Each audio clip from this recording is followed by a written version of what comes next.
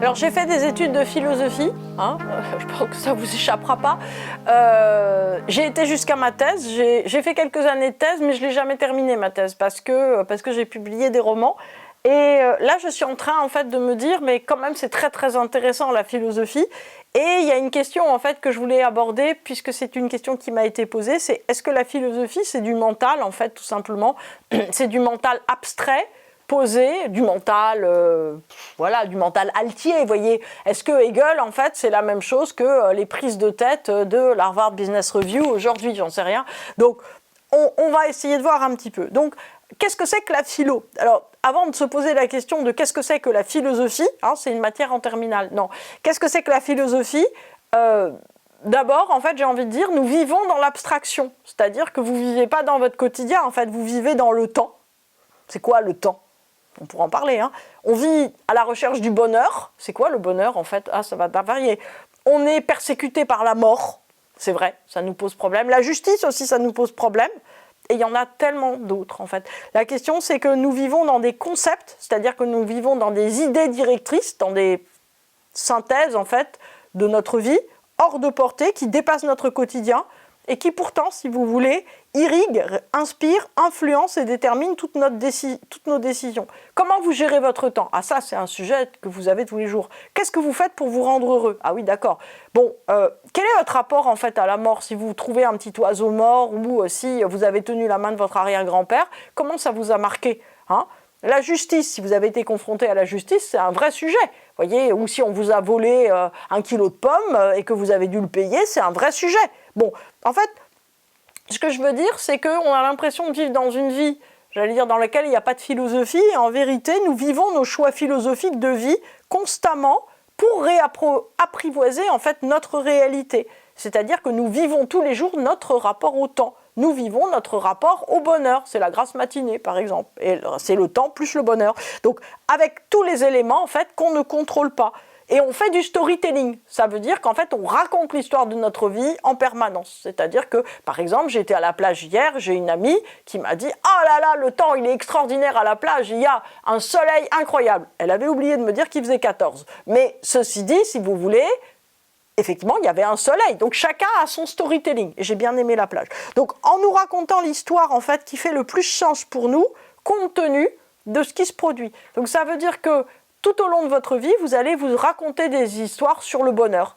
Avoir Barnabé dans ma vie ou Joséphine, c'est le bonheur. Divorcer de Barnabé ou de Joséphine, c'est le bonheur. Voilà. Avoir mes enfants qui enfin ont des petits-enfants, c'est le bonheur. Avoir mes petits-enfants qui rentrent chez leurs parents après les vacances, c'est le bonheur. En fait, on raconte des choses, ces choses changent. Vous avez remarqué. Hein, voilà. Moi, j'ai des gens qui, quelquefois, plein d'émotions me disent voilà, je m'inquiète tellement, je voudrais savoir quand est-ce que mon grand-oncle va mourir, je vous souhaite abréger ses souffrances. Et qu'est-ce que je vois dans le thème? Je vois en fait qu'ils ont envie d'avoir les sous du grand-oncle. Hein, voilà. Donc en fait, si vous voulez, le rapport à la mort, le rapport à l'argent, le rapport à la possession, aussi c'est de la philosophie. Donc la philosophie relève-t-elle du mental? En vérité, nous bâtissons toutes nos vies, toute notre vie sur nos idées. Nos idées viennent de quoi? De nos expériences, c'est-à-dire des planètes qui sont dans notre thème, et de nos influences. Alors ça, c'est très intéressant parce que Sartre dit qu'en fait, on ne demande jamais l'avis de quelqu'un ingénument. C'est-à-dire qu'on demande toujours l'avis de quelqu'un, en gros, parce qu'on sait un peu ce qu'il va nous dire. C'est-à-dire qu'en fait, si vous voulez, si vous avez terriblement envie d'acheter une résidence secondaire, vous allez aller voir votre pote Hervé qui a 12 maisons secondaires et vous allez lui dire « Est-ce que tu penses que je devrais en acheter une ?» Et il va vous dire « Mais évidemment, vous devez faire ça !» Et en fait, c'est ça qui est très intéressant, c'est que dans notre biais, en fait, j'allais dire, de d'amitié, dans notre biais de relations, dans notre biais social, nous demandons constamment ce qu'on appelle aujourd'hui un renforçateur d'identité, que avait bien compris Sartre. Donc, en fonction aussi, si vous voulez, de notre éducation, familiale, scolaire, de notre pays, de nos origines, eh ben, en fait, nous bâtissons toute notre vie. C'est ce que Robin Sharma, qui fait des livres absolument incroyables, appelle le PEDAM, c'est-à-dire que c'est l'ensemble, on va dire, des paramètres, vous savez, c'est tous ces acronymes qui permettent en fait de comprendre qu'on dépend de nos parents de notre éducation, je ne vais pas aller jusqu'au vous, de tout ce qu'on subit autour de nous, qui nous permet en fait, si vous voulez, de nous constituer. Donc en fait, on fait nos idées au fur et à mesure, on va dire, de nos expériences de vie. Ensuite, on entreprend un long périple de connaissance de soi, c'est-à-dire qu'on se dit « je dois enlever toutes ces choses qui m'ont influencé pour me connaître ». Alors, le chemin, il va être long. Vous pouvez lire notamment Nisargadatta Maharaj, qui a écrit un livre qui s'appelle « Je suis ». Et en fait, tout le livre, et d'ailleurs il y en a plusieurs tomes, se passe, il y a des visiteurs qui viennent le voir en Inde en 1960, et ils viennent lui dire « bah voilà, il m'est arrivé ça, il m'est arrivé ça », et lui pose des questions en disant « mais au fond du fond, qu'est-ce qui vous est arrivé ? Qu'est-ce qui vous est arrivé ?» pour faire comprendre aux gens, en fait, qu'il n'aurait rien arrivé. Donc c'est un long dialogue infini, en fait, sur la nature propre et profonde de notre identité. Donc en fait, notre identité, elle est faite d'influence. Donc moi, ça me fait doucement rigoler quand on me dit « ah, mais moi, je ne veux pas avoir d'influence », ben, c'est impossible. Vraiment, même vous êtes enfermé avec une souris, elle vous influence. Donc plus on avance en fait en connaissance de soi, plus on se dit que la route sera longue à défaire toutes les couches profondes d'influence, y compris surtout d'ailleurs celles qu'on court chercher par soi-même.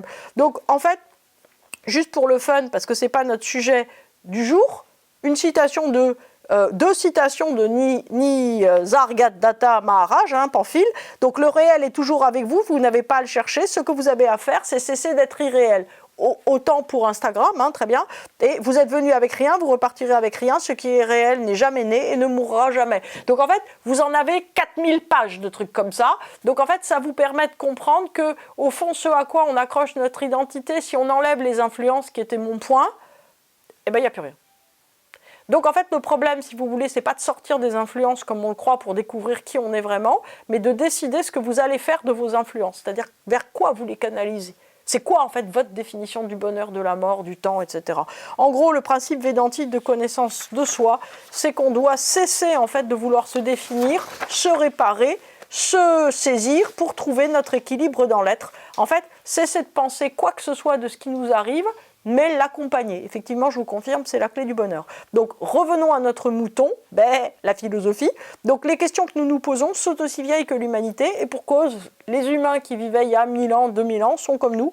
Donc, au XXe siècle, Bergson remarquait que toutes les temporalités ne passent pas pareil. Si vous passez 15 minutes chez le dentiste, c'est pas pareil que 15 minutes avec votre grand amour. Merci Bergson de l'avoir pensé pour nous. En fait, la question de la connaissance de soi sera très compliquée puisqu'elle changera sans cesse en fonction de nos étapes et objectifs de vie. Pareil, en fait, si vous êtes en train de vous faire opérer chez le dentiste, je pense que vous aurez des idées du bonheur, de la justice, de l'équité entre les êtres. Vous voyez, par exemple, pourquoi vous avez un patrimoine pourri pour vos dents. Pas pareil que si vous êtes avec votre grand amour. Donc en fait, il faut voir que quand on pense des choses définitives, c'est pour ça que la recherche en connaissance de soi, elle peut être longue, parce qu'elle dépend en fait du moment que vous êtes en train de traverser. Voilà. Et si vous voulez arrêter les influences, c'est pas possible. Donc en fait, ça va être compliqué. Donc les autres questions appliquées à la vie sont essentielles et nous cherchons les réponses. Donc on va commencer par essayer de comprendre. Donc on va en prendre 4. Justice, temps, mort, bonheur. C'est plus simple. Donc on demande en général, ou on communique avec d'autres qui ne pensent pas comme nous.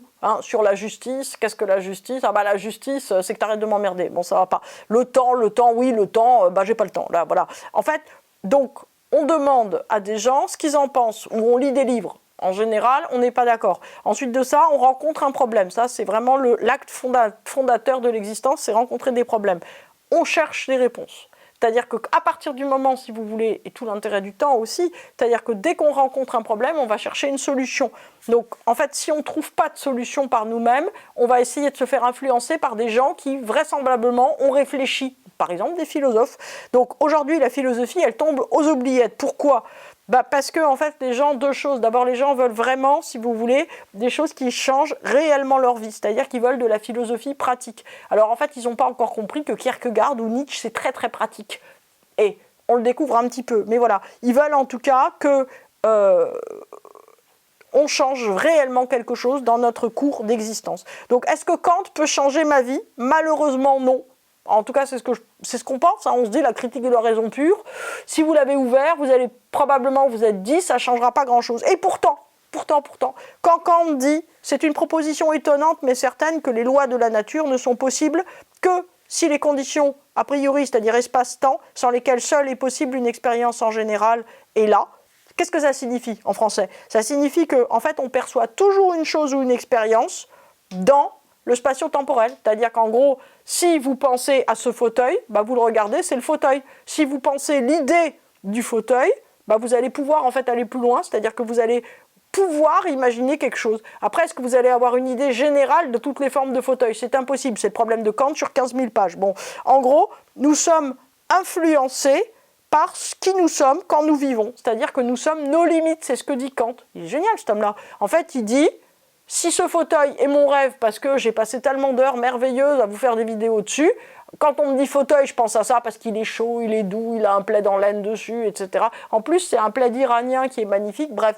Bon, bref, vous me dites fauteuil, je pense à ce fauteuil. C'est mon expérience du fauteuil. En fait, la chose importante, si vous voulez, c'est que nous pensons en fonction de ce que nous avons vécu et non pas, si vous voulez, dans l'abstrait. C'est vrai. Alors, est-ce que la philosophie peut nous aider? Oui, en fait, si on comprend qu'on est enfermé en fait, dans notre vision du monde et qu'au lieu en fait, de proférer des grandes vérités, en fait, on essaye simplement de résoudre les problèmes qui nous impactent et qu'en fait, on se renseigne. Donc, vous pouvez très bien vous renseigner avec de la philosophie.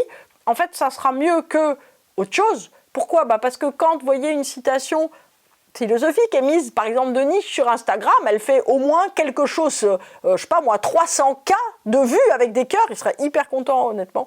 Mais pourquoi vous achetez pas le livre, en fait? Parce que dans le livre de 175 pages, vous allez en avoir des possibilités, en fait, de faire des trucs avec des cœurs. Donc, réfléchir sur des grands concepts, à quoi ça sert? Ça permet, si vous voulez, de mieux comprendre ce qu'on vit, et d'accepter en fait l'ensemble des influences qu'on traverse et qui nous ressemblent. Donc, lisez Kant si vous voulez, mais ce qui est important, c'est d'arriver à comprendre que l'être humain est un être philosophique, puisque c'est un être qui n'arrive pas, si vous voulez, à fonctionner sans idée sur les choses, mais qui a constamment besoin en fait de s'élever au-dessus de son quotidien pour donner un sens, une direction et une appréciation à ce qu'il est.